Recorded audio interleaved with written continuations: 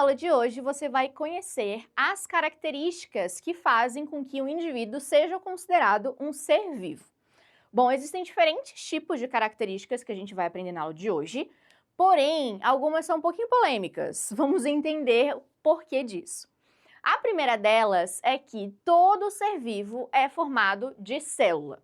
Inclusive, tem uma teoria que fala sobre isso, que é a teoria celular, onde os cientistas propuseram que todo ser vivo é formado de células e surgiu de uma célula que já existia. Sendo assim, um ser vivo só nasce de outro ser vivo, e não da matéria inanimada, né, como alguns, há muito tempo atrás, acabavam acreditando. Esses indivíduos podem ser unicelulares ou pluricelulares, ou seja, a gente pode ter seres vivos formados por uma única célula ou por muitas células unidas, formando inclusive, né, tecidos, órgãos, enfim. Então, todo ser vivo é formado por célula. Aqui a gente já pode criar, né, um porém, uma aspas. O que acontece? Muitos pesquisadores e cientistas falam que os vírus não são considerados seres vivos por conta desta característica, porque os vírus não possuem célula. Porém, outros pesquisadores acreditam que sim, ele é um ser vivo por outras características que a gente já vai trabalhar. Então, uma das coisas que a gente pode utilizar, né, para, por exemplo, falar que um vírus não é um ser vivo é a presença de célula. Então, o vírus não tem célula, ok? Bom, outras características importantes dos seres vivos são possuir material genético. Todo ser vivo tem material genético, seja ele guardado dentro de um núcleo ou não. Então, a gente pode ter os eucariontes, que são aqueles que guardam, né, o seu material genético dentro de uma caixinha, que é a carioteca, ou podem ser procariontes, que são aqueles que não têm um núcleo, que não têm essa caixinha protetora. Porém, eles têm material genético também. Então, eles podem ter DNA e RNA, ou um ou outro, mas geralmente quem tem DNA produz RNA lá, né, durante a sua produção de coisas dentro da célula, beleza? Aqui está outro ponto sobre o vírus, que o que acontece? Os vírus, eles têm sim material genético, tá? Eles podem ter tanto DNA quanto RNA, podem ter um ou outro. Mas aí qual que é o problema? Como eles não têm célula, eles precisam infectar uma célula para poder se reproduzir. Aí é que está o problema. Sendo assim, essas duas informações, né, dentro do vírus, elas se chocam. E daí é isso que causa essa grande confusão sobre considerar os vírus seres vivos ou não. Outra característica que os seres vivos têm é o caso de terem metabolismo. Deixa eu chegar um pouquinho mais para o lado. O que é um metabolismo? É como as células vão funcionar. Então, toda célula, ela precisa, né, trabalhar aí para gerar alguma coisa, então para produzir algo, ou ela vai consumir algo.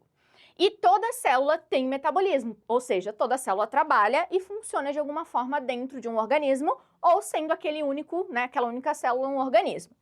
Dentro do metabolismo, a gente vai ter o anabolismo e o catabolismo. O que são isso?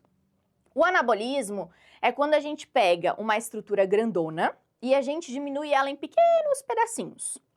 Já o catabolismo é o contrário, quando a gente pega uma coisa grandona, ou melhor, pega pequenos pedacinhos e junta formando uma coisa grandona, tá? Isso a gente pode ver, por exemplo, na produção de uma proteína, na quebra dos aminoácidos, entre outras coisas. Então, toda célula vai fazer, né, este papel de funcionar de alguma maneira. E esse funcionamento a gente chama de metabolismo. Todo ser vivo se reproduz. Aqui temos outra polêmica. O que acontece? Os seres vivos têm a capacidade de se reproduzir sexuadamente, ou seja, com a produção, né, dos gametas, o óvulo espermatozoide, ou de forma assexuada, ou seja, gerar um clone de si mesmo. Porém, nós temos os indivíduos que são híbridos, que são a união de duas espécies diferentes que gera um novo ser vivo, só que ele é incapaz de se reproduzir. Ele não consegue gerar descendentes idênticos a ele. Sendo assim, ele não consegue se reproduzir. Aqui a gente já tem um outro problema relacionado a essa classificação. Então, nem todo ser vivo consegue se reproduzir. A grande maioria sim, porém os híbridos, eles não têm essa capacidade. Um exemplo de um híbrido é o ligre, que é a união de um leão com um tigre. Aí nós temos também outra capacidade que é a evolução. A evolução nada mais é do que a modificação daquele indivíduo. Então, todo ser vivo tem a capacidade de se modificar ao longo dos anos e gerações. Uma coisa importante aqui é o caso da seleção natural, que faz com que, inclusive, essas características que vão se modificando sejam aceitas, entre aspas, pelo meio ambiente ou não. Isso faz com que aqueles indivíduos permaneçam ou não no mundo, né, no planeta, fazendo com que espécies surjam e outras desapareçam do meio ambiente. E por fim, nós temos os estímulos. Então, todo ser vivo responde a estímulos do meio ambiente. Um deles é a irritabilidade. Mas calma, não é aquilo que você sente quando você está muito irritado. A irritabilidade todo ser vivo tem, que é a capacidade de sentir coisas do meio ambiente, como, por exemplo, luminosidade, salinidade, temperatura. Então, tudo isso causa o quê? Uma alteração no organismo, uma irritabilidade. Vou dar um exemplo para você entender. Sabe quando a gente vai para um local muito claro e a nossa pupila diminui de tamanho?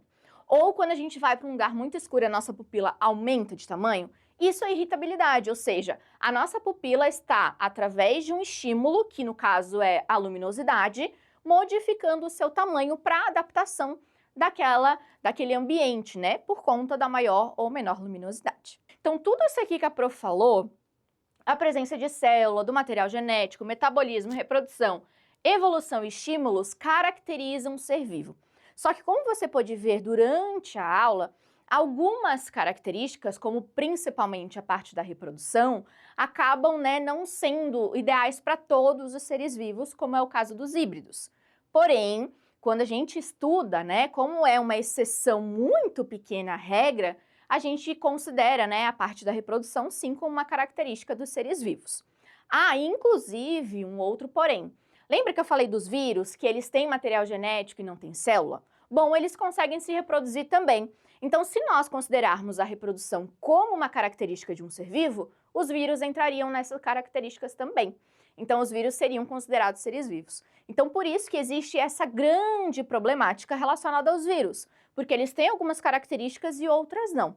Então, é isso aí que até hoje a gente não tem, né, uma resposta para isso, digamos assim. Então, é bom você, né, conseguir aí, na hora de uma questão, interpretar isso.